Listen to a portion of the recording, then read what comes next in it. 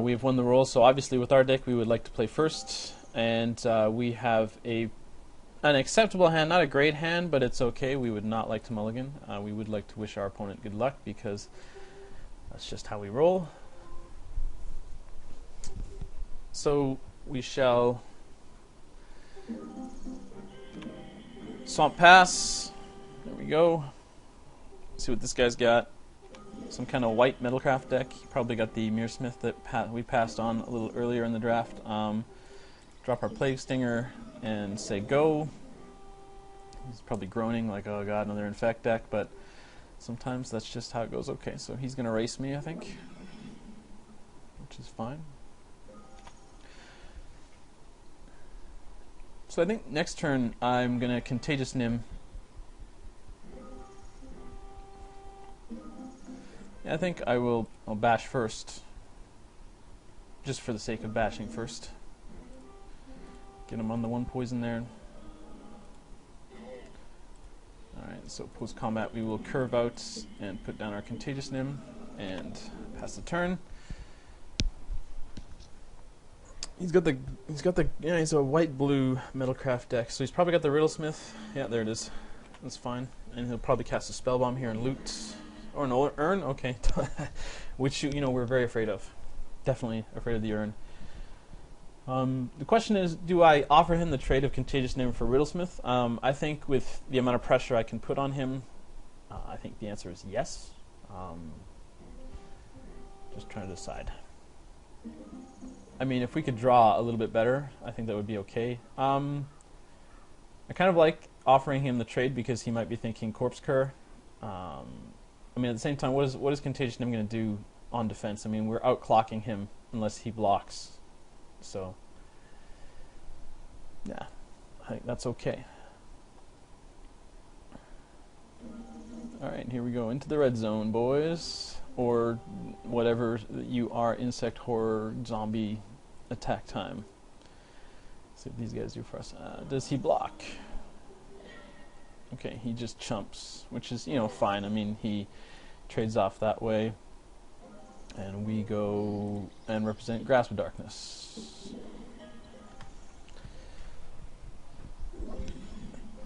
I will auto-yield, thank you, because I don't care if you put counters on that. You can proliferate it all you want. I am not going after your life total. 4 mana, what's he got? 2 mana, Wall of Tanglecourt. Okay, he cannot activate that, so we don't really care. He can block Contagious Nim 3 times. He can block Clawmere twice. We don't really care about that. He can loot. So he's obviously digging for probably an arrest here. But he can't cast it this turn anyway. Not worried about that. He's looting away another planes, so he's either flooded or, just, has better cards to keep in hand. Okay, so that guy could be a problem since we don't have very much artifact removal. We're sitting with not a lot in hand. Sweet. I guess he just doesn't want to trade it, so, yeah. Alright, so we are sort of drawing dead, but not much we can do about that. We just go all out aggressive and see what blocks he offers us.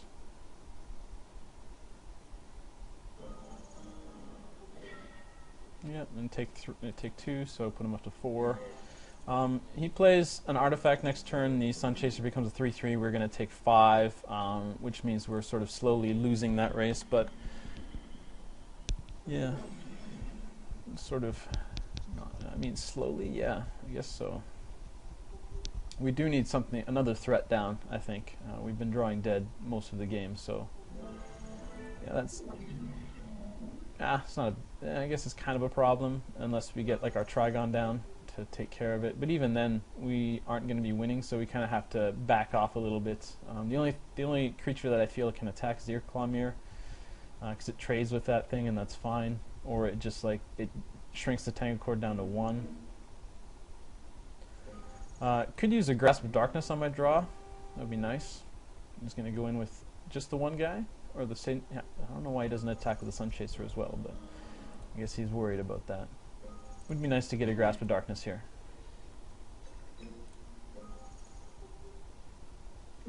Or anything but a land. Yeah, I think the only profitable attack we have is Irklamir. He just blocks with the wall of Tango Cord to buy him a turn. Or throws away the Sun Chaser. I don't see him throwing away the Sun Chaser though, so Plague Stinger does a good enough job, I think, of holding off this Hippogriff for now. So we'll go in with that and see if he goes up one more. I guess I could have played a land and threatened the Untamed Might. He's got a choice.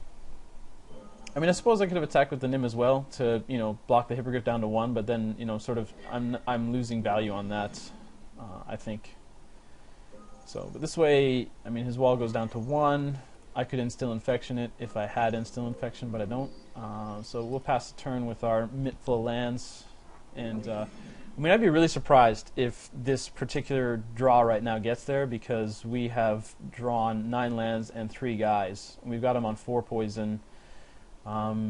He can play an artifact and hit us for basically 8 if we don't block. But he may sit there and be thinking about, like, I'm really afraid of Untamed Might. So he may be afraid of that. If he had an artifact, I think he probably would have played it by now, because that would make his Sun Chaser big and beady and leave up mana for Stoke Rebuttal if he's running it.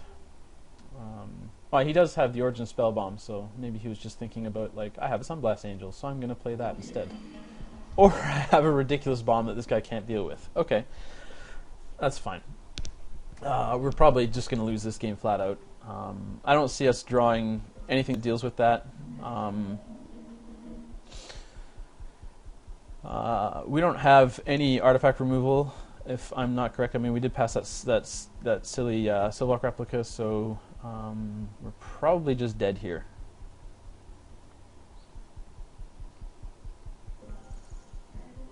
One of the... Yeah, now he's 3/3, so he can get in there. Grasp of Darkness doesn't even save me from that Hellkite either. No, I don't want to block. Really need to draw that Grasp of Darkness this turn. Anything other than a land.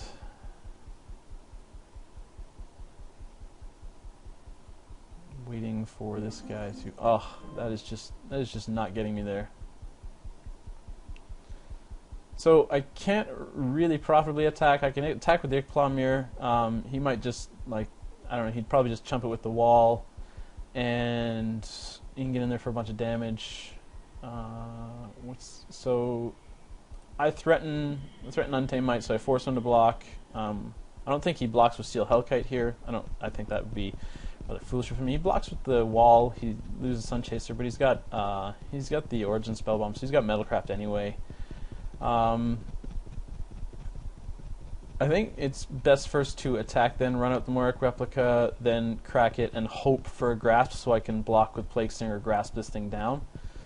I think that's, I mean, Irklamir isn't blocking anything on the ground, which, makes me think that I should probably attack with the Contagious Nim as well to be really aggressive about it, because, if this guy's going to get through regardless, I don't really want to trade him. So, I mean, what is it, 3, 6, and I'm blocking that for sure so I don't die. Yeah, I think the right play here, and because I think the right play here is to attack with both these guys, leave the Stinger back on defense, and sort of clear up the board a little bit. He has to fear my Untamed Might, so I think he has to block anyway. The Untamed Might that I don't have, but he doesn't know that. He assumes that I have the Untamed Might. That's fine. I don't really care about that too much. Taking things out. Yeah.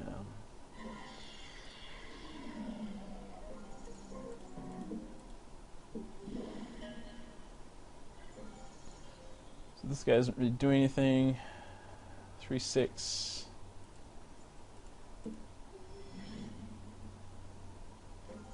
Wow, that is just awesome deck. Thank you so much. Well, we are dead. There is no way around this right now.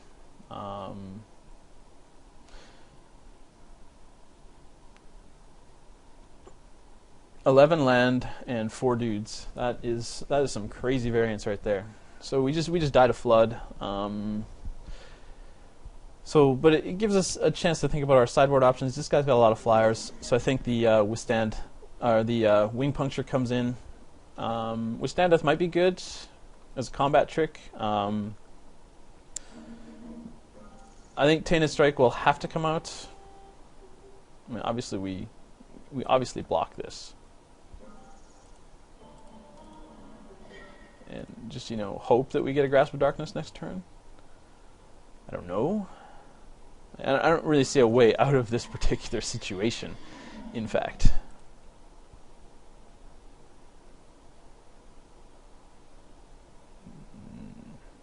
I mean, Putrefax does nothing.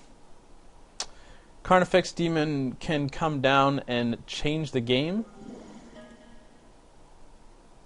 but not really enough, I think, to win, even though I'm going to draw land anyway. Yeah, there you go. Run out my land. Yeah, I don't know, like, it doesn't really matter.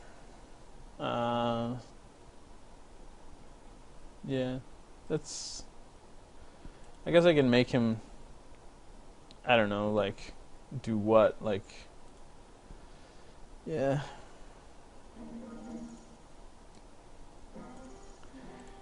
Kind of bummed about this, but what are you going to do, right?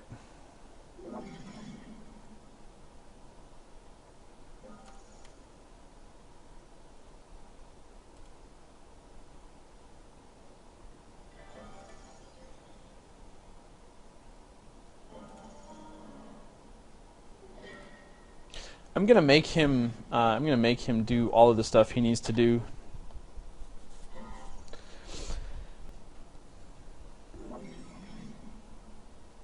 I'm gonna make him do all the stuff he needs to do to win, to play properly.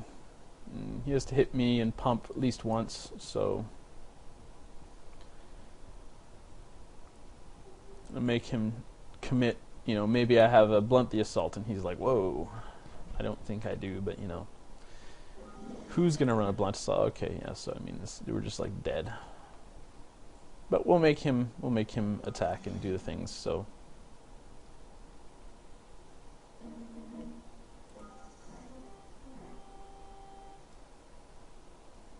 Okay, so he's going to leave a blocker back just in case.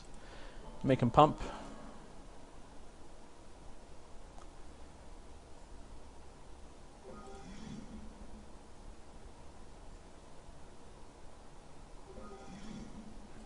You got me, brah.